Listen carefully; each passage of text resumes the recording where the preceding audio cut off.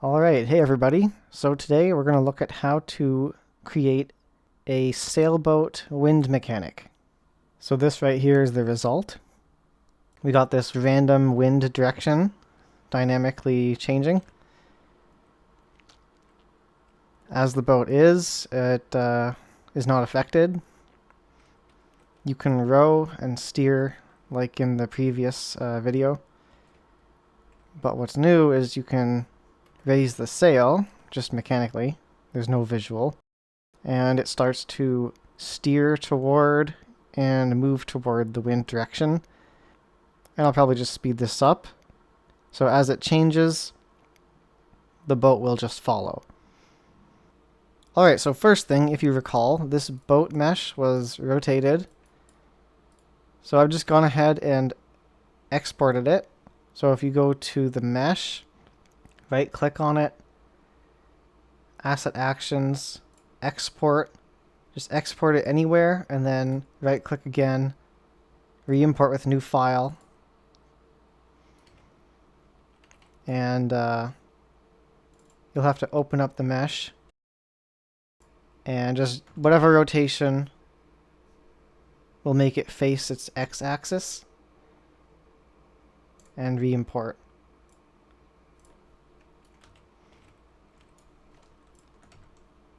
So see, the forward vector is now facing the front of the boat, which is the red. Alright, so into the wind. I have this wind folder. First off, we're going to need an actor, which is BP wind controller, and a component, actor component, which is BP wind actor component. So let's first open the wind controller. So this one is kind of simple. So first let's create our variables.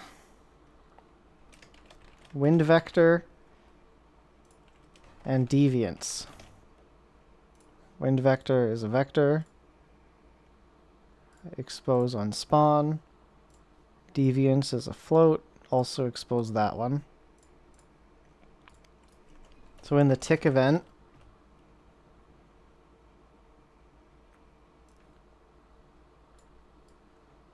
we're going to be setting wind vector. Just drag out delta seconds. Move that over. So 1 divided by delta seconds gives us the frame rate.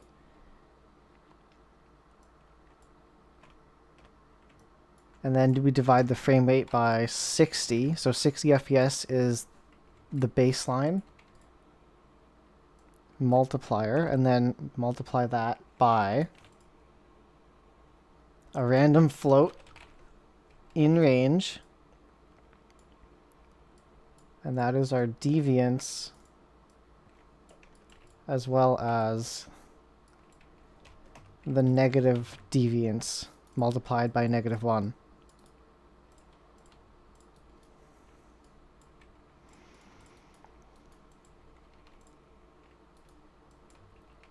And then our wind vector, by the way, should be 5000x. Let's rotate that.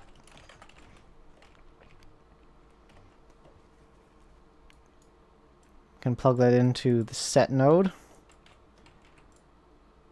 And we're rotating it only on the x-axis, so split that and plug in our calculation here.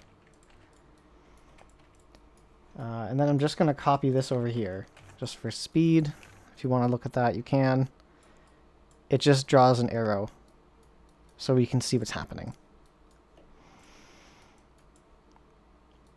And then, of course, add that to the level.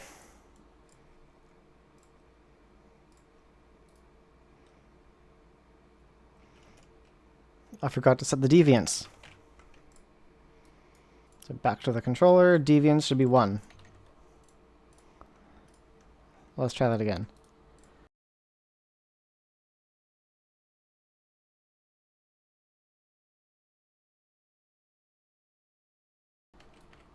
Alright, now let's add the wind actor component to the boat so it is affected by the wind. And we'll come back to that later. Let's open up the component. So we do want begin play and tick. But first begin play.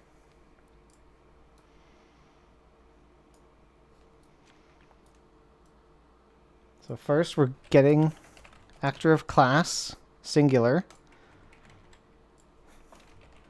That's the wind controller. So type that in.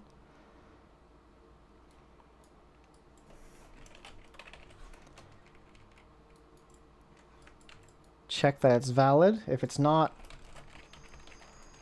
we disable this component's tick. If it is valid, we promote to variable, which is wind controller.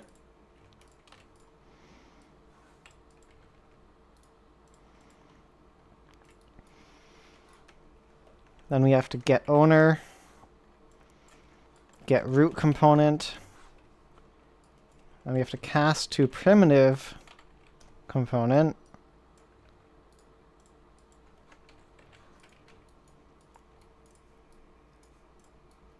So primitive component is the component that can take physical simulation. It can take force and stuff like that. So if it's true, we set that as the variable, the component which wind force is applied. And that's begin play. Good there. On tick, need a couple variables. That's dynamic wind scale. I'm going to control D, and this is base wind scale.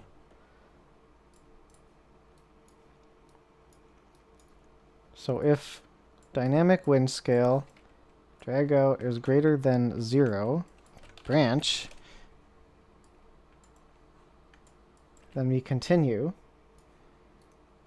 to another branch. Primitive component is simulating physics.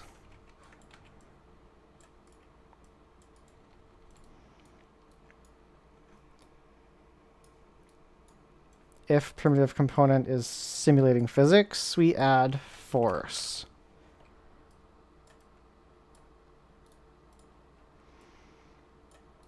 The force, of course, depends on the wind controller, wind vector.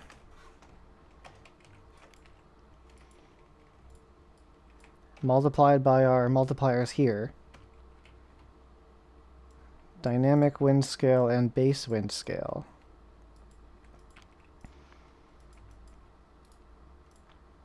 Right click on this to manually change it to a float, and do that again. Plug that in. Okay, so I'm not ticking Excel change, which means this force depends on mass of the object it's pushing.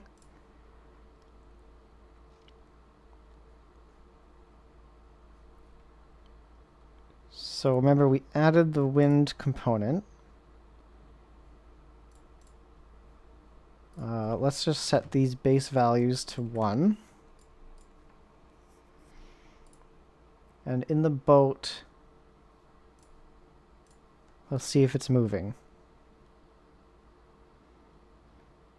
Okay, so it is moving, but it's very slow, right? Because it's just heavier. So this will depend on your situation. But in my case, I liked 10 base. And I'll change dynamic in a second. So this is how much force I want applied to this boat with the sail fully open. So that's dynamic wind scale. I want it to start 0, so I'm going to set that to 0.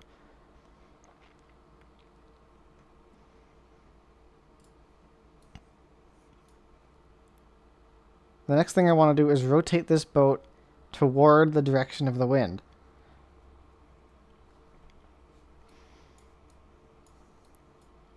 So we have our primitive component. Get world rotation there. We have to split this. The next node is way out here with a branch. So this is the condition is facing wind direction. And then down here will be add torque in degrees. So if it's not facing wind direction, then we add force.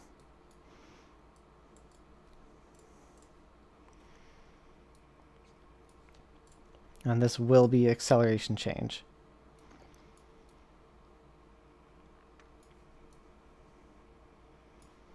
So all this math in between is coming up next. Let's try going backwards. So nearly equal, float. So if it's in a tolerance of 5 to the z-axis, that actually plugs directly into A. So if the boat's rotation equals the target rotation, so how do we find what rotation we're supposed to be looking? Well, we have to get world location of the boat mesh, the root component. And then we have to add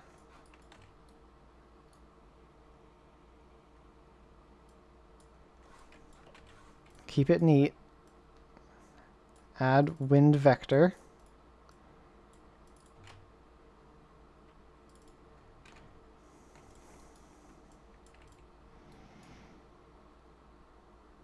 and then find look at rotation. So start with the boat's location, and the target is the boat's location plus the wind direction. And that'll give us the Z rotation we need. If we split this, that's the target. So that's the condition. Now we need to get the actual torque. But we still have to figure out you know, which way to actually turn, negative or positive. So we subtract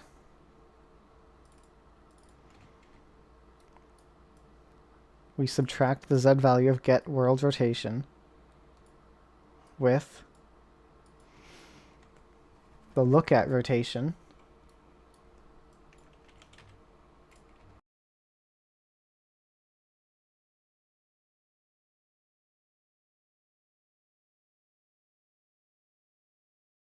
so we're wrapping it between negative 180 and 180. And then we check if that's greater than 0. Then we select float.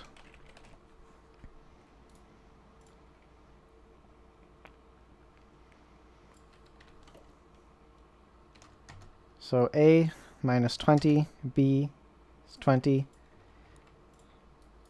Beware if you use a select, this base select node, it's inverted. So A is true. They're upside down, basically. So if we use this one, it'll be negative 20, and 20's on top.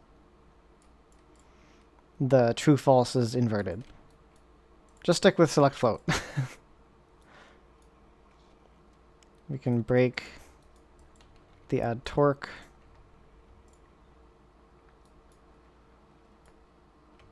And we can multiply this by dynamic.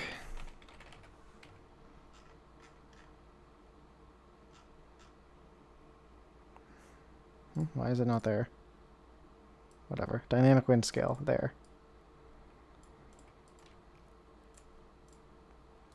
And we'll do the same thing we did before. We want to multiply that by frame rate.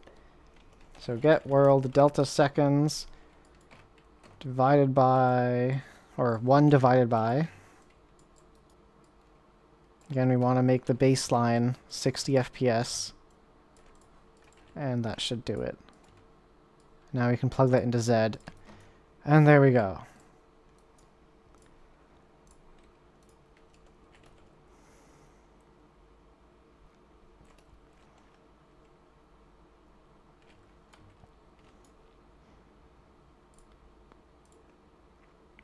I'll just set this to dynamic wind scale for now.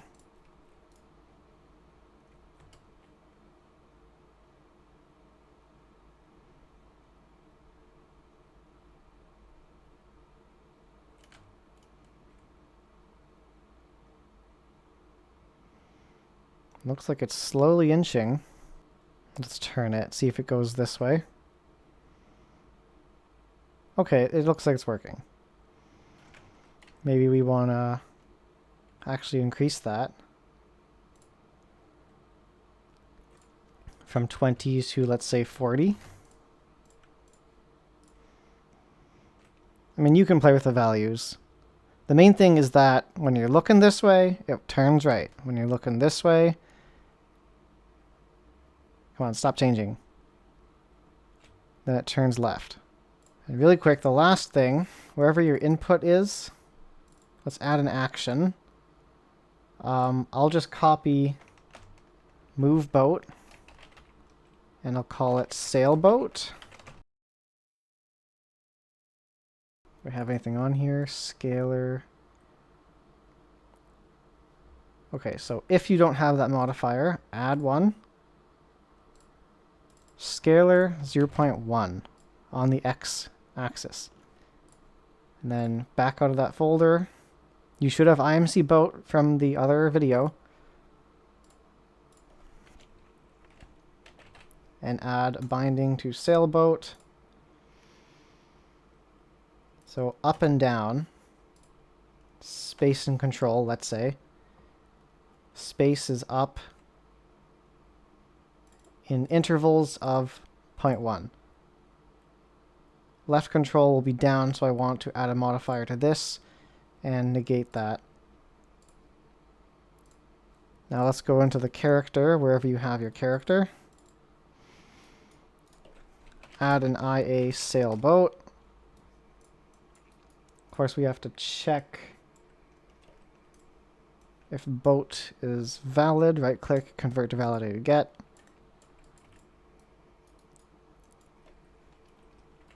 Get the wind actor component.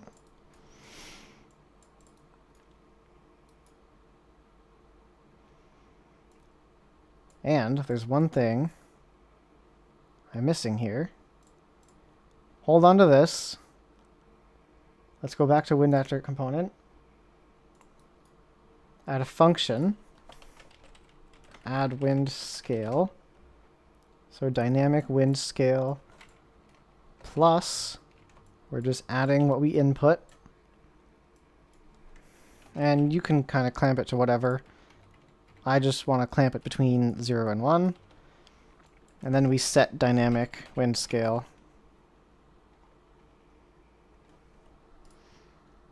Oh, I see. I misspelled this a while ago.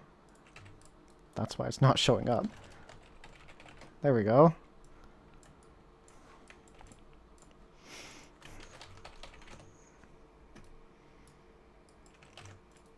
And just quickly, I'll print screen just so we can visualize.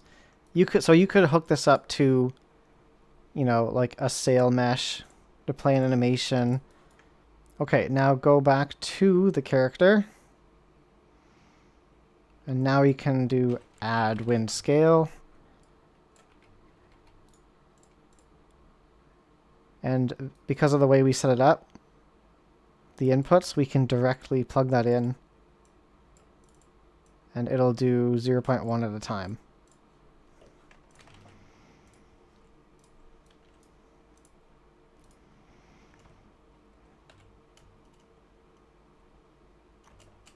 So there's full speed.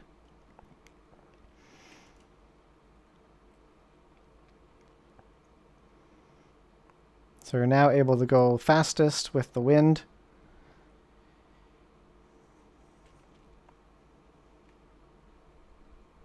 And if you want to go against it, you can lower the sail and row in the opposite direction, and you won't be affected.